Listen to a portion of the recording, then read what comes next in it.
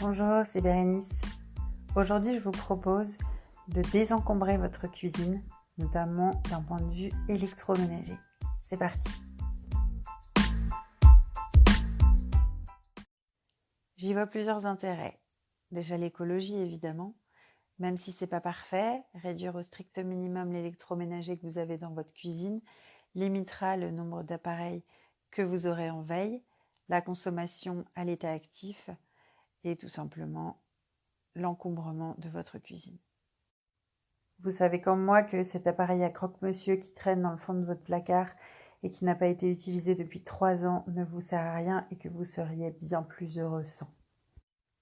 Alors c'est parti, désencombrons notre cuisine ensemble. Pour vous expliquer comment nous sommes arrivés à ce niveau de désencombrement de notre cuisine, eh bien tout simplement il a fallu que l'on déménage et que l'on déménage sans trimballer l'intégralité de notre cuisine. Et même sans trimballer l'intégralité de notre maison, on pourra y revenir plus tard. L'idée, c'est que nous sommes partis simplement avec l'essentiel de nos vêtements. Tout le reste a été donné, vendu, etc. C'était donc l'occasion de repartir d'une belle page blanche et d'y écrire quelque chose de clair et de lisible. Pour notre cuisine, on a donc fait le choix de choisir un réfrigérateur qui s'appelle Tabletop. En fait, c'est le terme anglicisé pour désigner un réfrigérateur dont la hauteur ne dépasse pas votre taille. Il doit faire 1,10 m de hauteur, pas plus. L'idée, c'est là on a mesure du possible, mais c'est pas ce qu'on a réussi à faire puisque on a recyclé un ancien réfrigérateur, de le prendre sans freezer. Le freezer a une utilité tout à fait limitée et va vous prendre énormément de place en termes de ratio dans votre tout petit réfrigérateur. Alors vous me direz, bien sûr, c'est facile à dire, mais en fait, ça n'est pas du tout suffisant. Eh bien pour nous, ça l'est, puisque ça nous a demandé la prise d'habitude écologique au cours des dernières années, à savoir par exemple que nous avons transformé certains tiroirs, qui sont des tiroirs appelés casseroliers, et ils ont été dédiés à la mise en place de papier journal dans le fond pour pouvoir accueillir des légumes. En fait, leur conservation est bien plus allongée de cette façon. On veille à ne pas faire des associations qui gâteraient plus vite ces fruits et légumes les uns les autres. Notamment, vous savez que la banane dégage des substances apparentées à l'alcool qui font mûrir plus vite certains autres végétaux qui sont à son contact. Et donc les disposer de manière organisée et séparée les uns des autres permet en réalité de prolonger leur durée de vie et bien plus que dans un réfrigérateur. Des carottes s'y trouveraient bien malheureuses dans votre réfrigérateur. Vous avez peut-être déjà remarqué qu'elles noircissent très vite. Eh bien, avec ce système-là, vous évitez ces écueils. Et les yaourts? Eh bien, c'est très simple. Nous ne mangeons plus de yaourt. Alors, je ne vous demande pas de faire la même chose, évidemment. Il existe plein d'alternatives écologiques. Si vous êtes fan de yaourt, vous pouvez notamment les confectionner vous-même et y garder une place de choix dans votre réfrigérateur. En pratique, qu'est-ce qu'il y a dans notre réfrigérateur? Eh bien, il y a quelques boissons lorsqu'un invité pointe son nez à l'improviste. Il y a du beurre, éventuellement quelques fromages, et encore, tous les fromages n'ont pas besoin d'être conservés au réfrigérateur. La plupart se conservent très bien à température ambiante. Nos œufs sont conservés en dehors du réfrigérateur et nous consommons de moins en moins, voire pas du tout, de viande et de lait.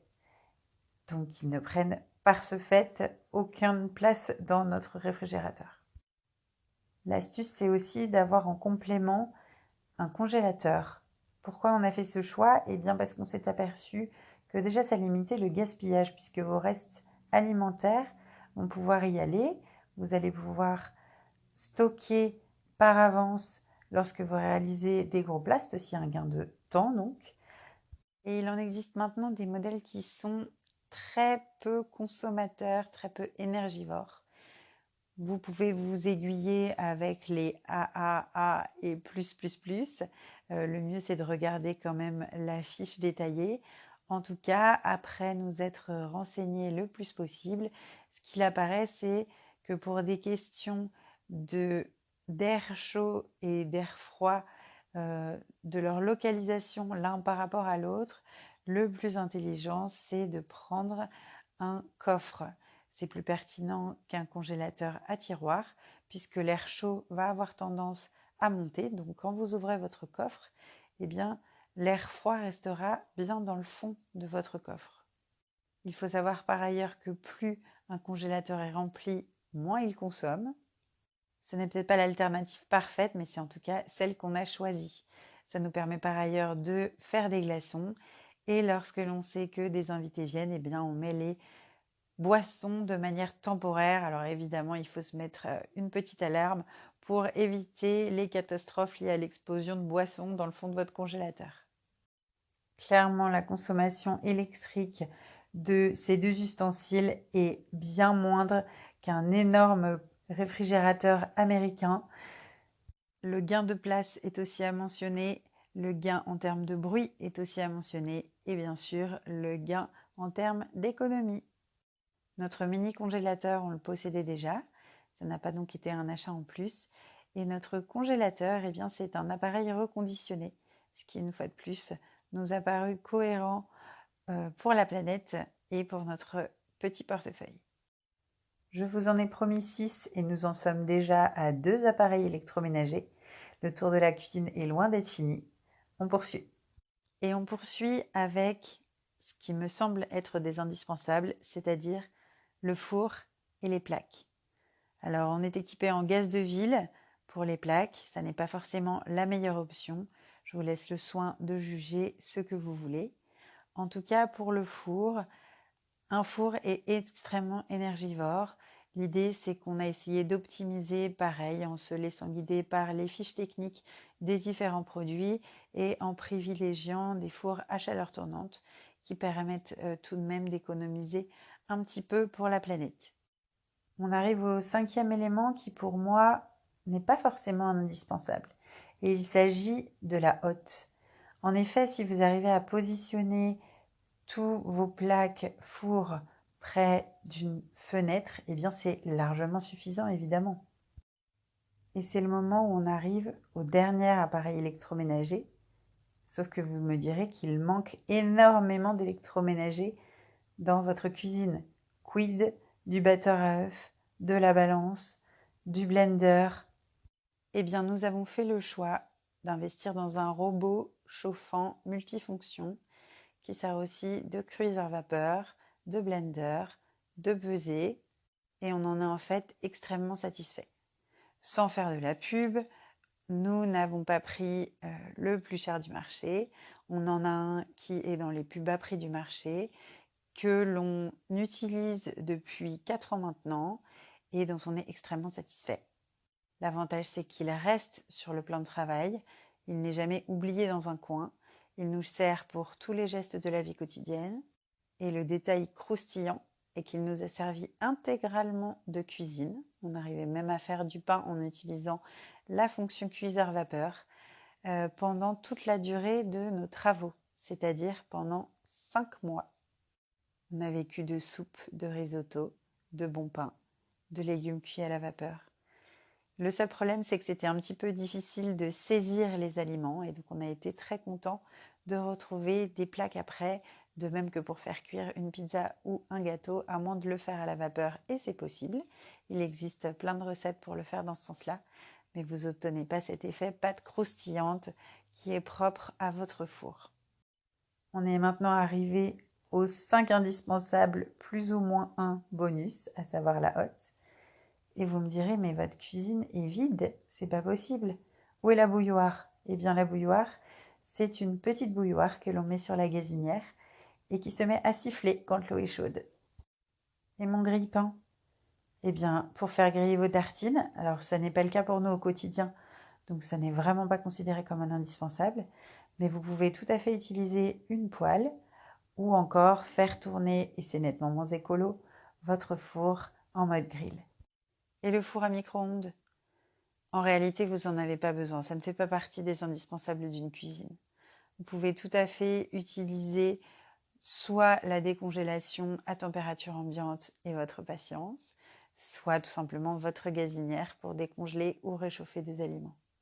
N'oubliez pas, quand vous faites réchauffer ou cuire des aliments, que vous gagnez énormément en temps et en énergie en couvrant vos casseroles.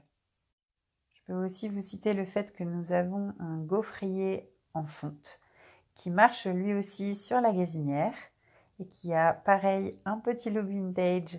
Il est culotté tout comme on aime. Et il permet la réalisation de délicieuses gaufres liégeoises au levain.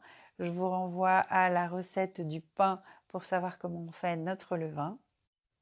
Mais j'oubliais le lave-vaisselle, bien sûr. Et c'est clairement pour moi un indispensable. Mettons que nos 5 précédents indispensables seront complétés par le lave-vaisselle plutôt que par la hotte, qui pour moi n'est vraiment pas indispensable. Le lave-vaisselle, on a fait le choix de le prendre déjà pour des histoires de gain de temps. Ensuite, écologiquement, il faut savoir que la vaisselle n'est pas forcément plus pertinente, à moins que vous soyez un érudit de la vaisselle et que vous parveniez à faire cette vaisselle dans des tout petits bacs avec très peu d'eau. Mais clairement, ce n'est pas mon cas. Et donc, on a préféré investir cette fois-ci dans un lave-vaisselle neuf qui a donc des très bonnes performances en termes de consommation d'eau et d'énergie et qui a notamment un système de détection de la saleté de la vaisselle et qui permet d'adapter les quantités d'eau consommées pour la laver. Le seul problème, et je vous en ai déjà parlé dans la vidéo que je vous invite à écouter, ménage en quelques indispensables, on est obligé d'utiliser des pastilles chimiques. Pour l'instant, on n'a pas trouvé la recette miracle pour le liquide vaisselle, ou en tout cas les pastilles pour la vaisselle écologique. Il se trouve que lorsqu'on avait même acheté dans le commerce des pastilles écologiques, ça avait complètement encrassé notre lave-vaisselle. Le fait est que la vaisselle est nettement plus propre depuis qu'on est repassé aux pastilles chimiques. Donc ça, c'est vraiment le gros point d'ombre dans notre cuisine dans laquelle on tente de faire le plus d'efforts possible. Avec toute cette réduction d'électroménager, eh bien, vous obtenez une cuisine qui est dégagée. Nous n'avons en fait aucun meuble haut, très peu d'ustensiles sur les plans de travail. Une cuisine agréable où l'on respire, où on peut cuisiner tout seul ou à deux. Et donc, je ne peux que vous encourager à le faire, même si la conformation, la vôtre, n'est pas celle d'un déménagement. Vous pouvez toujours revendre facilement, d'occasion, vos appareils électroménagers. N'hésitez pas, ça fait un bien fou à la fois dans votre cuisine, mais aussi dans votre esprit. Pensez au Bookouin ou même à Vinted, avec qui, pareil, je n'ai aucun partenariat, mais qu'en revanche, j'utilise beaucoup au quotidien. Je vous souhaite une très bonne fin de journée et je vous dis à bientôt pour les prochains épisodes. Au revoir.